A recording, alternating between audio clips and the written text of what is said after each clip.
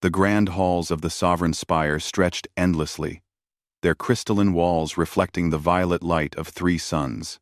Ferret pushed his cleaning cart through the corridor, the magnetic wheels humming softly against the polished floor. He had worked here for 3 cycles now, invisible to the Zotharian nobility who ruled this sector of the galaxy.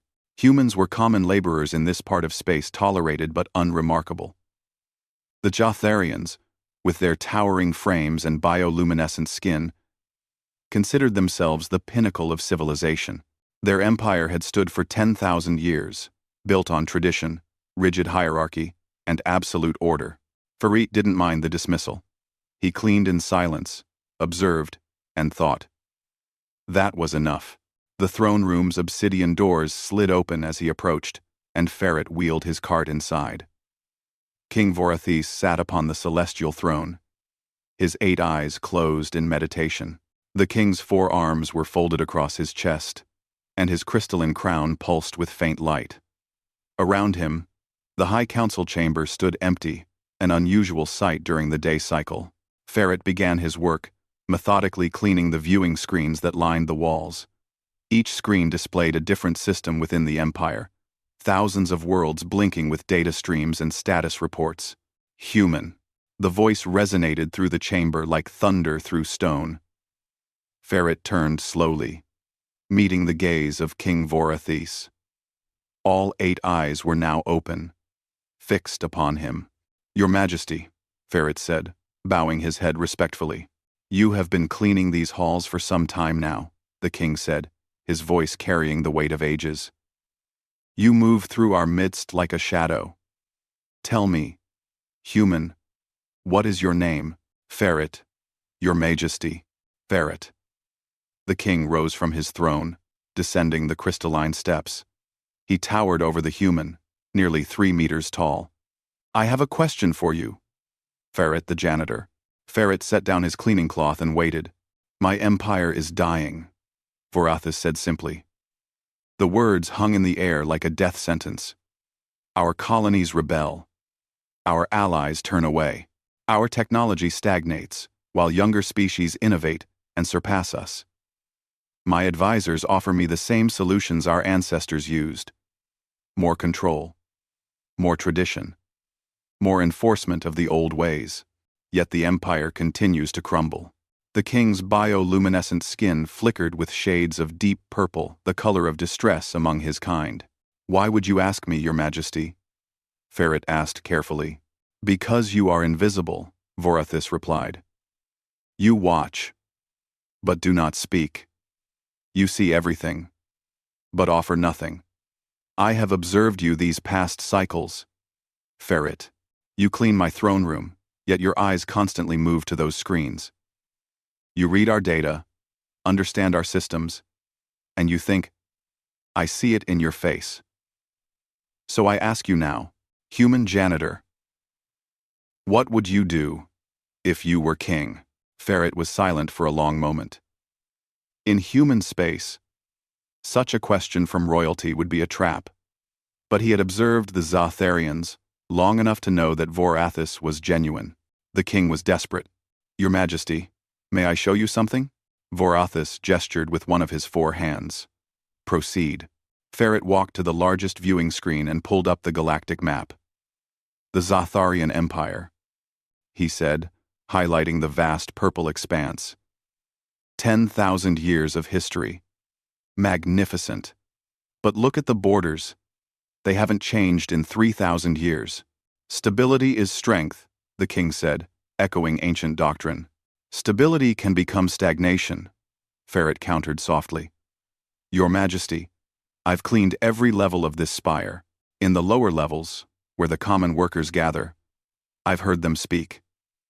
Your people are brilliant, capable, creative, but they're afraid to innovate, because innovation means breaking tradition, and breaking tradition means punishment." Ferret pulled up another screen, showing economic data. "Your empire produces the same goods, uses the same trade routes, and maintains the same alliances your great-great ancestors established. Meanwhile, younger civilizations experiment, fail, learn, and adapt.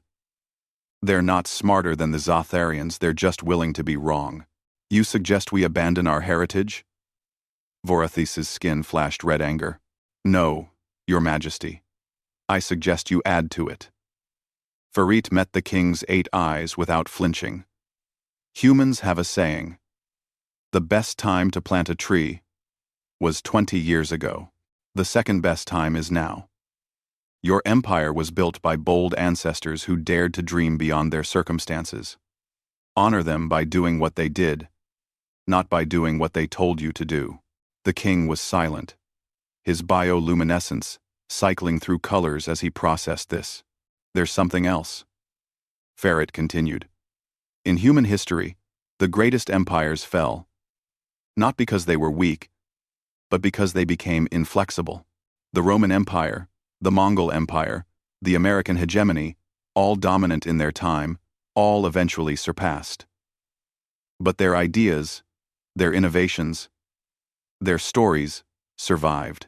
They became part of something larger. You speak of death, Vorathis said quietly.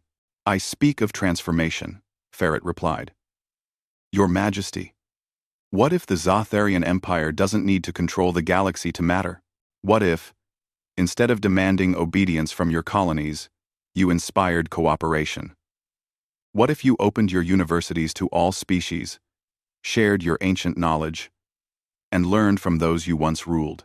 Heresy, the king whispered, but there was wonder in his voice. Perhaps, Farit said, but I'm just a janitor. What do I know? King Vorathis stood motionless for a full minute. Then, slowly, his bioluminescent skin began to glow a brilliant gold that Farit had never seen before. It was the color of hope, rare among the Zotharians. Summon the High Council, the king commanded, to the empty air. Instantly, holographic interfaces activated. And send a message to the human sectors. I wish to establish an embassy. I want their best thinkers, their wildest dreamers, their most audacious innovators. If we are to transform, we will need guides who understand the path. Vorathis turned back to Farit. You will not be a janitor much longer, Farit of humanity. I am appointing you as my special advisor on imperial reform. If I am to plant a tree, I will need someone who knows how trees grow. Farit bowed deeply. Your Majesty honors me beyond measure. No, Farit. You honor yourself by speaking truth to power, the rarest courage in any empire. The king's skin pulsed with golden light. Come. We have much work to do. The Zotharian Empire will not fall, it will evolve.